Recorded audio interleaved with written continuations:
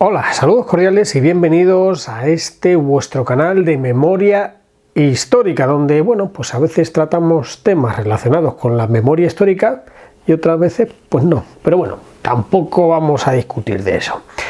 Lo que sí quiero hoy es presentaros una entrevista muy interesante a uno de los más relevantes periodistas españoles del siglo XX, que no es otro que Luis Ángel de la Viuda. Quizá a vosotros no os suene para nada, pero si os hablo de Radio 80, ¿a qué Radio 80 ya os suena? Pues bueno, Luis Ángel de la Viuda fue el fundador de Radio 80. Y si os hablo de Antena 3 Radio, ¿a que también a muchos de vosotros os suena? Pues bueno, Luis Ángel de la Viuda fue uno de los fundadores de Antena 3 Radio. Pero bueno, un hombre que hoy tiene 85 años, imaginaros, y ha trabajado pues prácticamente toda su vida en la profesión periodística. Empezó en 1955 trabajando de redactor en el diario Pueblo. Y bueno, yo le he entrevistado por su vinculación con, digamos, revistas durante el franquismo que podemos denominar como revistas aperturistas dentro del régimen. Aquí, como podéis ver, tengo la portada de la revista SP, donde colaboró Luis Ángel de la Viuda, y bueno, no solo colaboró, sino que llegó a ser su director. Pero bueno, aquí tengo, he dicho, este primer ejemplar, que es de mayo de 1957, de esta revista SP, y bueno, pues aquí vemos en este apartado pues los colaboradores que tenía gente tan ilustre como José Luis Sampedro, ya todos sabéis quién es, y otros que empezaban también muy jóvenes como el cineasta José Luis Garci. Esta revista en un principio se sacaba una versión en castellano y luego tenía varios apartados exclusivamente en inglés, pensando pues bueno, ya en el turismo. Y aquí entre los colaboradores, en este apartado de aquí en inglés, un poco para despistar, pues vienen los colaboradores ingleses y americanos que trabajaban en la revista y uno que no era ni inglés ni americano, que no es otro que Jaime Menéndez. Y aquí está. Realmente en esa época Jaime Menéndez, todos sabían que era republicano y bueno, pues no podía ni firmar los artículos ni que su nombre apareciese en las publicaciones, pero algunas de esas publicaciones se lo saltaban un poco a la torera, y es el caso de SP, que estaba dirigida por un falangista, Rodrigo Rollo, pero de esos falangistas que, aunque tenían, digamos que bastante mano dentro del régimen, pues ayudó a gente de izquierdas, a gente represaliada. Bueno, más que ayudarles, les contrató directamente para que trabajasen en la revista, ya que Jaime Menéndez no era el único de izquierdas que trabajaba en dicha publicación. Así que sin más dilación os voy a poner la entrevista y nos vemos al final. ¿Qué nos puede decir de la revista SP? ¿Era una revista aperturista para el tiempo? Estamos hablando de los años 50. Sí, era aperturista fundamentalmente como concepto periodístico. O sea, fue la primera revista estilo News Magazine, hubo más, porque aunque había un precedente que era El Mundo, pero El Mundo era una revista solo de política internacional y además fundamentalmente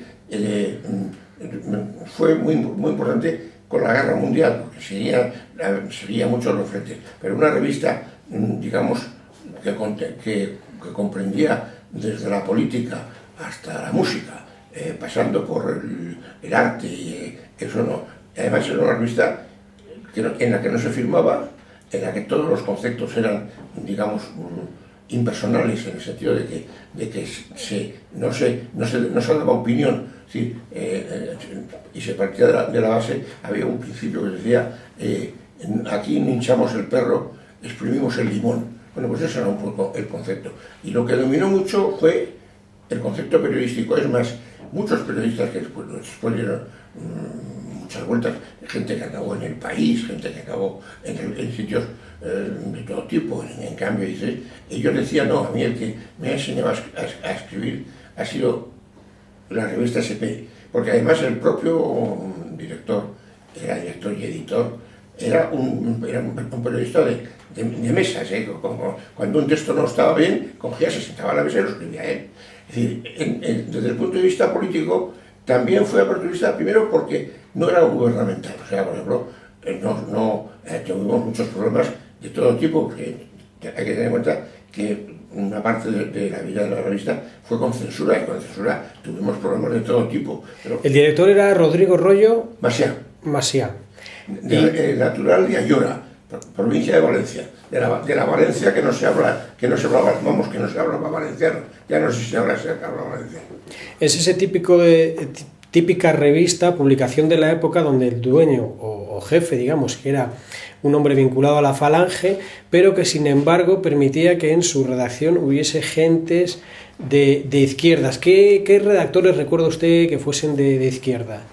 Bueno, hombre, de izquierdas, en realidad a las épocas siguientes, de todo tipo, Enrique Ruiz García, Iborra, Cormenzana, ahí no se miraba. Luego, Antonio Sánchez Gijón, que entonces era... Lo que pasa es que mucha de esa gente, claro, procedía del régimen, entre otras cosas, porque todos o procedíamos del régimen o no procedíamos de ningún sitio.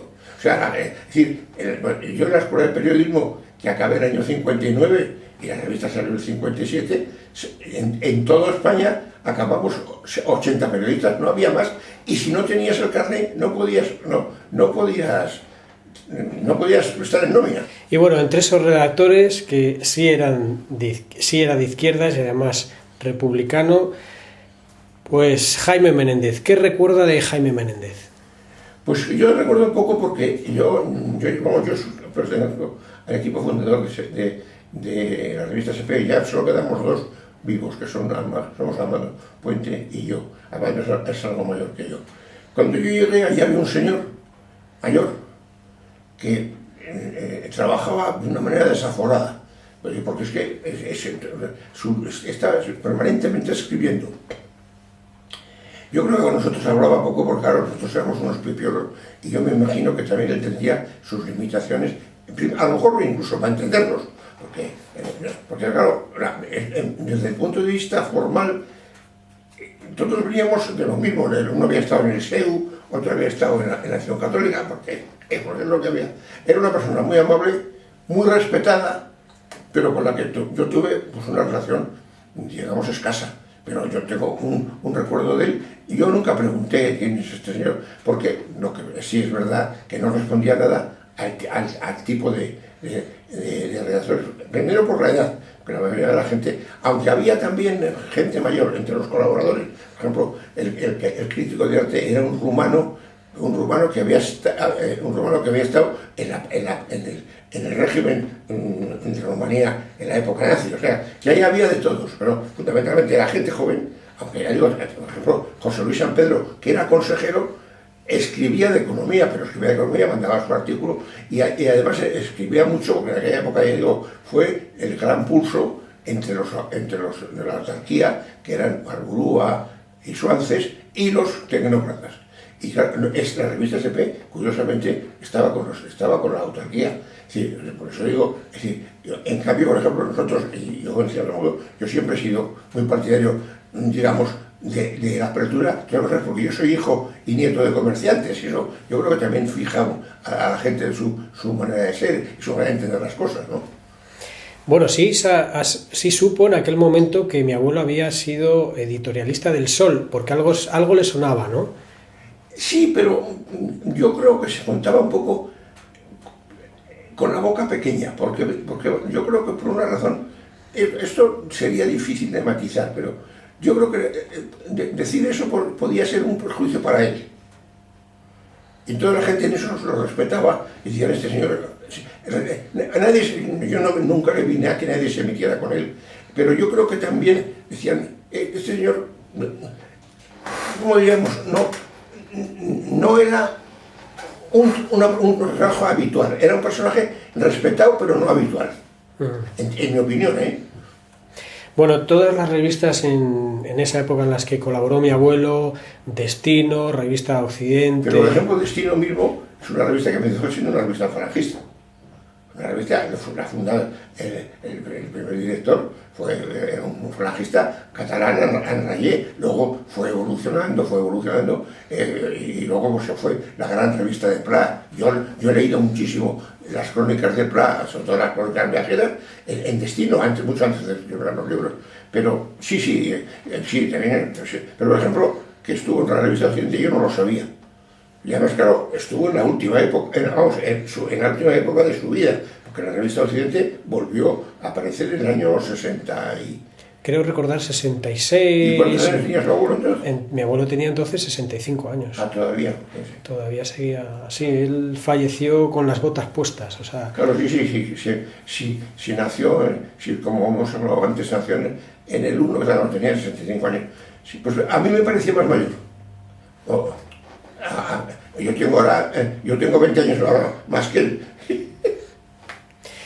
Y se puede considerar toda esa prensa que hubo en ese momento, que tuvo una trascendencia importante en lo que se denomina la transición democrática. O sea, ¿realmente hubo una transición periodística antes que la democrática? Sí, en todos los sentidos, Lo que pasa que en aquella transición había, yo diría que 3 posiciones. Los viejos falangistas que querían que dominara el viejo falangismo y el franquismo, porque por ejemplo es curioso, Rodrigo Royo es de los primeros que habló del franquismo como una cosa positiva, porque el franquismo siempre ha sido una cosa negativa. O sea, el franquismo lo han empleado como una cosa, y él en cambio dijo que el franquismo era una cosa positiva. Luego había mucha gente que era, digamos, los que más o menos, la mayoría, que lo que querían era una transición tranquila, aunque nadie pensaba que iba a ser como fue. Eso no lo hubiéramos firmado ninguno.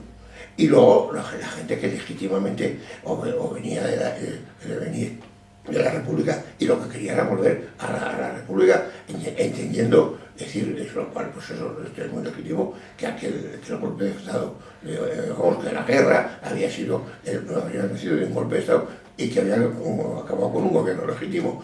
Bueno, pues esta ha sido la entrevista a Luis Ángel de la Viuda. Deciros que me ha atendido como si fuese de la familia, lo cual pues es digno de encomio y yo se lo agradezco profundamente.